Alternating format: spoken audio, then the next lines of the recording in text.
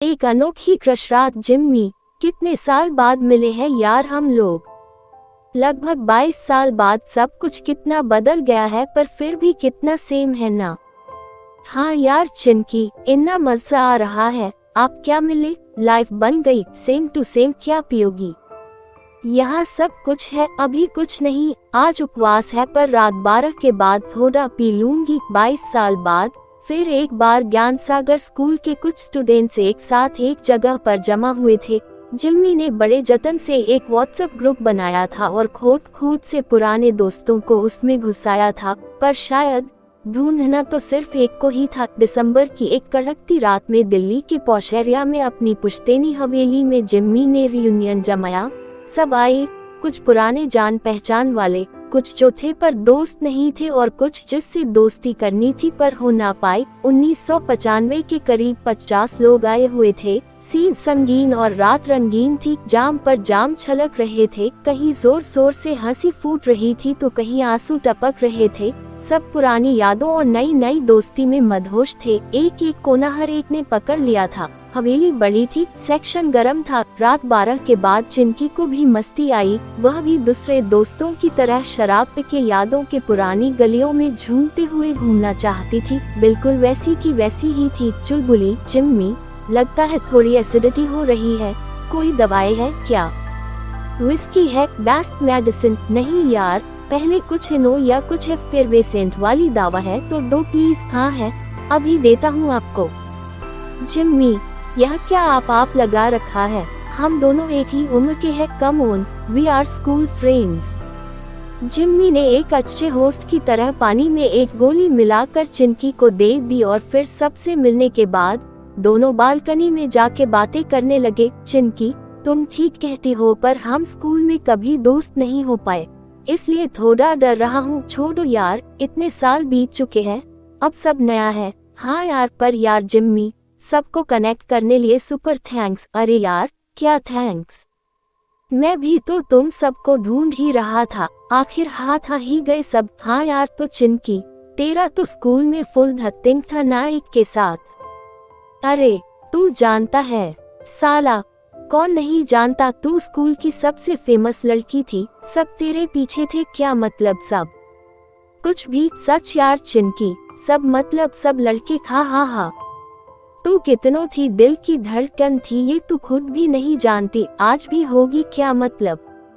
कुछ नहीं, रफा दफा करो, अब तो तू शादीशुदा है। What nonsense.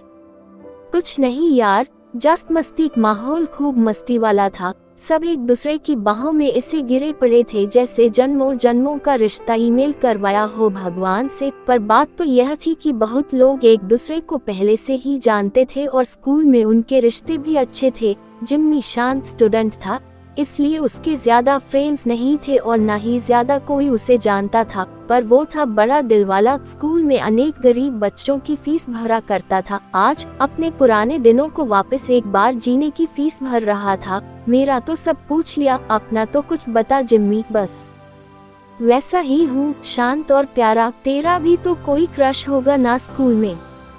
थी तो। जिम्मी ने एक लंबा घूंट विस्की का लगते हुए कहा। पता नहीं कहा या छुपाया, पर शायद चिंकी ने भांप लिया।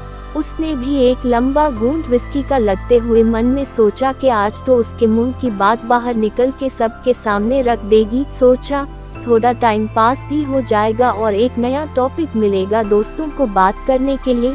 तो नाम तो बता, छोड़ ना चिंकी, जाने भी दे अब। चिंकी ने जिम्मी को अपनी ओर किया और आंख में आंख डाल के फिर पूछा, बड़े ही प्यार से, कुछ ज्यादा ही, तुझे मेरी कसम बोल। जिम्मी तो जैसे 1988 में पहुंच गया। हिंदी फिल्म तेजाब का गाना कह दूं कि तुम हो मेरी वरना दिमाग में गूंजने लगा। उसकी सांसें ही रुक गई, शरीर जम गया, एक शर्माती हुई कमीनी मुस्कुराहट चेहरे पर आ गई। चिंकी, हाँ बोल। क्या? कुछ नहीं, नाम बताया मैंने। सीन एकदम बिल्ला हो गया। चिंकी एकदम से चुप हो गई, मुड़ गई। जिम्मी भी चुपचाप फर्श को देखते हुए खड़ा रहा। बाहर सब अपनी मस्ती में डूबे हुए थे। उन्हें क्या पता कि यहाँ किसी की कश्ती डूबने वाली थी। जिम्मी ने तो अपने मन की छुपी बात, 22 साल से छुपी बात कह दी थी, पर वह अंजाम भी जानता था। इसलिए बता नहीं रहा था। अचानक चिंकी ने जिम्मी के दाहिने गाल पर एक कस के थप्पड़ जड़ दिया और लड़खड़ाने लगी। जिम्मी, यू लूजर, इतना कहकर वह अपनी एक पुरानी फ्रेंड के पास गई, उससे कुछ कहा और अपने लिए रखने गए रूम में चली गई। जिम्मी बालकनी में अकेला थोड़ी देर खड़ा रही, फिर चिंकी की वही वाली फ्रेंड से बात करने लगा। 22 साल से जो लावा उछल रहा था आज निकल ही गया। बहुत मेहनत से पुराने दोस्तों को ढूंढा था, पर शायद ढूंढना तो सिर्फ एक को ही था, या शायद दो को। दोपहर को जाकर चिंकी की आंख खिली, उसका सर भारी भारी था। रूम को ऐसे देख रही थी जैसे मानो रात क्या हुआ कुछ पता ही ना हो। फुल चिल्लाई हुई थी। उसने देखा कि उसकी फ्रेंड साथ में सो रही थी। यह भी देखा कि अपने तकिए के पास एक चिट्ठी पड़ी थी। खोली तो उसमें एक लाइन लिखी थी। उसके तो जैसे होश ही उड़ गए। अध पगलाए हाल में अपनी फ्रेंड को उठाया और वह चिट्ठी दिखाई। ना कुछ याद था रात का, ना कुछ समझ आ रहा था। फ्रेंड की भी वही हालत थी, सर भारी और झल्लापन। उसने ने भी पाने तकिए पर पास एक चिट्ठी पाई। खोली तो उसने भी एक लाइन लिखी थी, हम सुहाग रात तो नहीं कर पाए पर कृष रात ही सही, इतना मजा आया। फ्रेंड मुस्कुराई। चिंकी फूट फूट के रोने लगी।